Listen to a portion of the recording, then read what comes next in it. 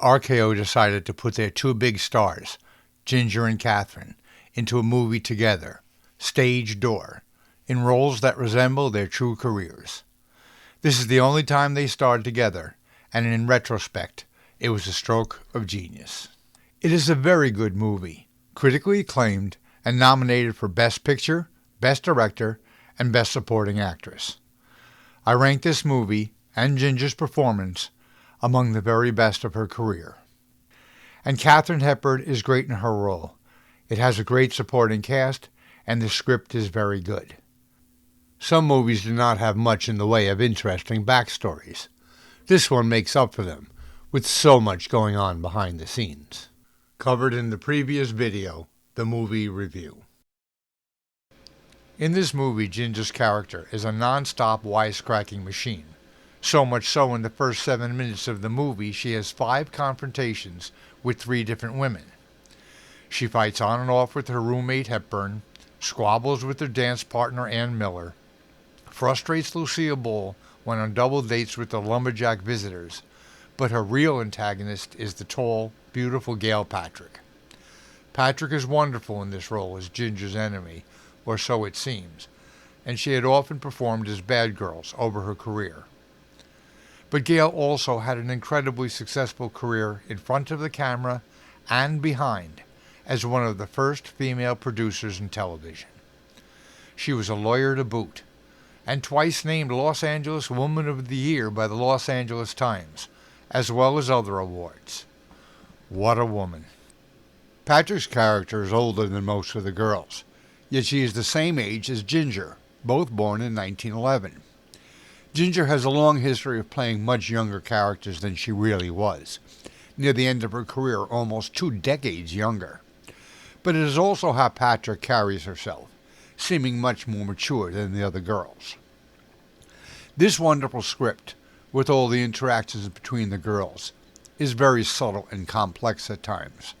So much so I had a much different understanding on the second viewing. Yes, Patrick is Ginger's nemesis, but on several occasions she is actually trying to warn the younger, immature Ginger of what is to come, partially disguised with sarcasm, and at other times very fragile, hidden behind her practiced mask. All she has is being Menjou's mistress, and in the end, that is very sad. Patrick was the top supporting actress in this movie, with her image on the poster and her name prominently displayed, as well as in the credits. This is the story of the inhabitants of the Footlight Club, a ladies' theatrical boarding house. It opens to a furious Ginger accusing her roommate, Patrick, of taking her last pair of pantyhose. Right away we see how aggressive and confrontational Ginger can be. Come on, take them off. Are you speaking to me? You heard what I said. Take off those stockings or I will, and take a little What do you hide mean? off with it. Come on, get them But off. they're my stockings. They are not. If you think I'm going to give up my lunch to buy you stockings, Well, you you're owe me a crazy. pair anyway. Oh, Mrs. Come on, here. Midget. This little hoyden's accused me of stealing my own stockings. She swiped her last pair of stockings from me. With I the won't people be you've insulted by this done. little gutter snipe any longer. Oh, God, I'll slap her ears flat against the back of her head. I'd like to see you Well, come try. on down Here I am. here. What are you going to do about it? Here. I'm moving in with Madeline right away. Oh, please, it shouldn't take very long. Everything you own is on your back. Oh, need I remind you that Mr. Powell's car awaits without? Maybe if you spoke a little louder next time, everyone in the house could hear you. Oh. Maybe Mr. Powell would send his car for you someday. I can hardly wait. Of course, he would probably take one look at you and send you right back again, but then you have to expect that. Who's that, sir? Do you know, I think I could fix you up with Mr. Powell's chauffeur. The chauffeur has a very nice car, too. Yes, but I understand Mr. Powell's chauffeur doesn't go as far in his car as Mr. Powell does. Even a chauffeur has to have an incentive. Well, you should know. I'll be thinking of you while I'm dining on pheasant bordelaise. Bordelaise, no less. Woo, girls, listen, he's Or bordelaise. maybe it's casserole. I'm not quite certain. Well, be sure not to eat the bones and give yourself away. Hey, that's a kind of good-looking piece of jackrabbit you got there. Oh, it's just a little trinket my Aunt Susan sent over. Say, I think it's very unselfish of those little animals to give up their lives to keep other animals warm. You know, they're very smart little animals. They never give up their lives for the wrong people. Well, you understand the rodent family much better than I do. Incidentally, I saw your Aunt Susan today, and I think you show much better taste than he does. Of course, it doesn't make much difference. You can be thinking of a bright remark while I answer the telephone.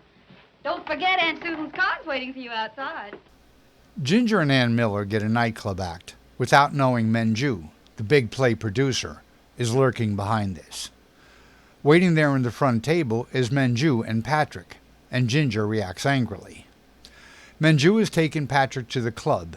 She thinks on a date, but in a truly sick scene, she is there to witness his next conquest, and has to take it. There we are. How many times have we been introduced? You have any idea? I wonder if we're fooling anybody but ourselves. You're in a very ugly humor this evening. Oh, do you like it? Let's get out of here. I'm bored to death. Well, why not relax? There are a couple of new numbers I'd like to see. Oh, are you getting interested in new numbers?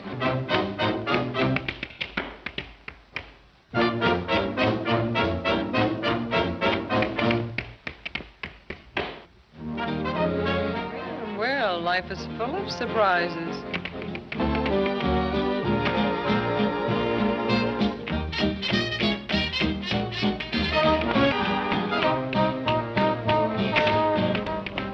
Wonder who they are. Just a lot of riffraff they pick up around town.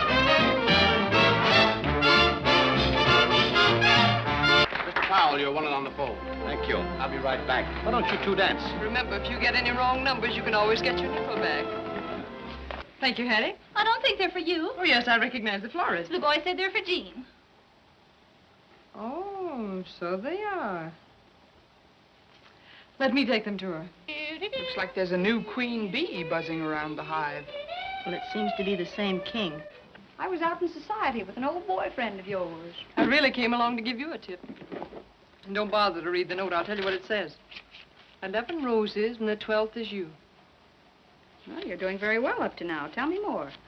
His routine's pretty much the same with all the girls. It all ends up with a quiet little supper in his penthouse with champagne and all the trimmings and the view and all that. Harker's the butler. He's very deaf. You really won't have to bother to scream for help. And I mustn't forget to tell you about the lighting effect. It's very good. It goes with that tired little boy routine. But I won't spoil it for you. I'll let all that come as a It surprise. must be galling to you older women to lose your meal ticket to younger riffraff. Just a leave of absence, dearie. And in the meantime, I have my lovely sable coat and my star sapphire to keep me company. It's lovely, but I'm afraid you paid too much for it. That's your mistake. I'm not as generous as my Aunt Susan.